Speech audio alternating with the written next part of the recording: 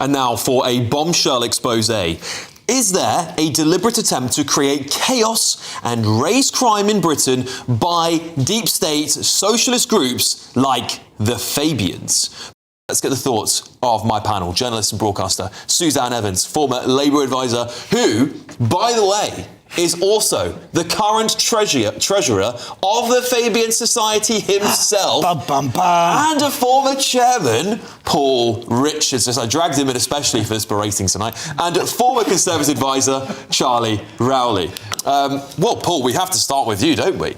Now, your society has got this, this opinion piece published. Yeah. I've read some of your, thought work on Fabians, and you're very soft on, crime, punishment. You believe in some cases that actually, reducing prison sentences for those people who commit drug misuse perhaps should be, treated in the community, that prisons perhaps might be a last resort. Is that perhaps correct? The Fabian Society does not have collective policy on anything at all. These are the individual views. Just as if you went on the GB News website, there'll be individuals there writing opinion pieces. That does not make it the opinion of GB News. It's the opinion of the person who's named on it, right? So that's the first point.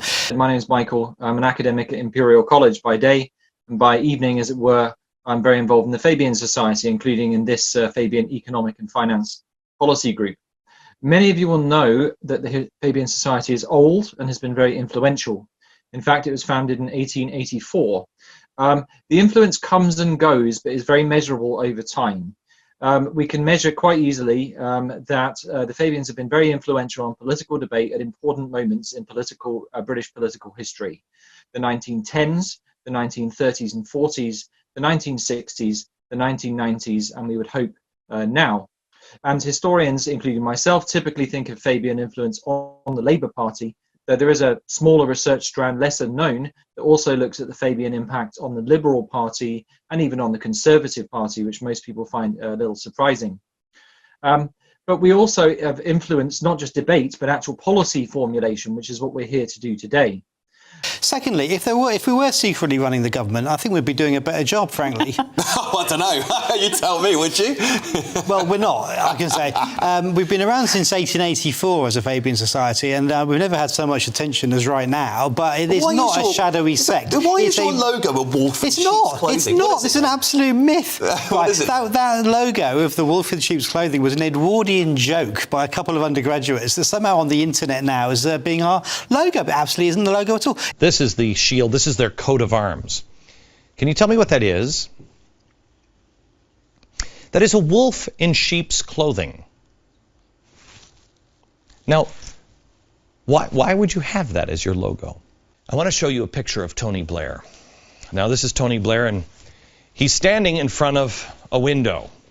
Stained glass window. This isn't about Tony Blair. It's about Tony Blair commemorating the 150-year birthday of George Bernard Shaw.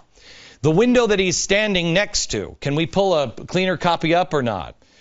The window that he's standing next to, here it is. This is the Fabian Socialist window. It was commissioned by Shaw for the Fabians Socialist. Now, what's going on in the window?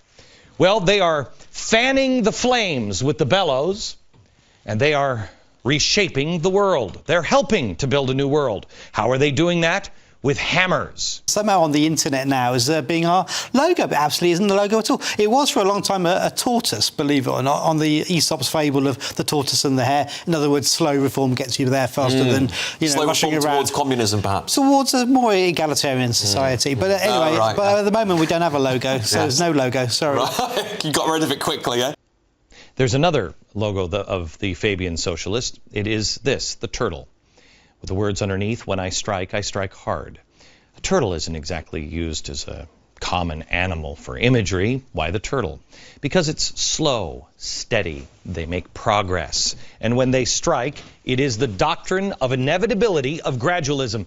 He is gradually coming, but when he's ready, he strikes, and he strikes hard. And they are about to strike globally. And I was reflecting of the power of the Fabian Society, and so who said there isn't an inevitability of gradualness in what you do? The Fabians were famous for their belief that there should be a slow, gradual transition and expansion of socialism. I would suggest today's demands and challenges require us to go a little bit faster. What does that mean? The doctrine of inevitability of gradualism. Let's say you say to your wife, "Hey, honey, I want to rebuild an engine in the living room." She's not going to do that. She's going to say, what is wrong with you? But if you believe that that is what needs to be done, you want to be able to watch the football game while rebuilding your engine of your car, and you want to do it in your comfy lazy boy, what do? Well, you can do one thing. You can drag the engine into the center of the living room, and then she goes nuts. Or you can just bring a spark plug in and just leave it on the table till she stops noticing it. Then bring another one in, and then another one, and then another part, and then another part, and the carburetor. Pretty soon, you got the whole damn engine sitting in there. She'll tell you at first, "Can you stop? Can you stop with them? Can you take these away? You just leave them there." She'll forget eventually, and she won't notice that you have all of the parts of the engine that you're going to build there in the living room. It becomes inevitable because you can say, "It's already here." The doctrine of inevitability of gradualism. Okay, now why the name Fabian? The Fabian Society. Well, this is after General Quintus Fabius Maximus. He had a brilliant strategy. He advanced in his battles not through front-on battles, but instead through harassment and attrition.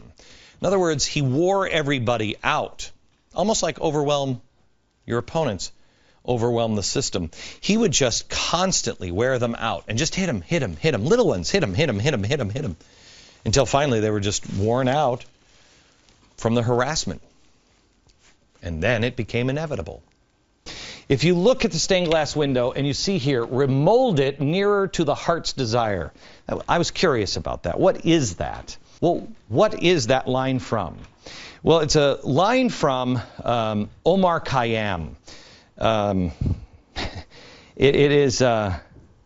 It's very interesting. Remold it nearer to the heart's desire, if you understand the whole poem. Could you take this down for a second? Let me show you this.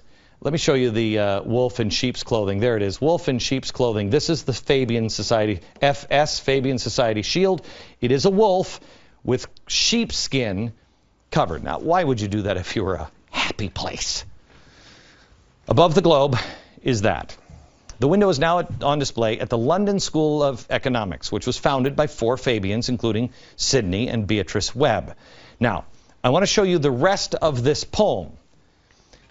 This is what the whole stanza here. Here's the last line that's on the stained glass window.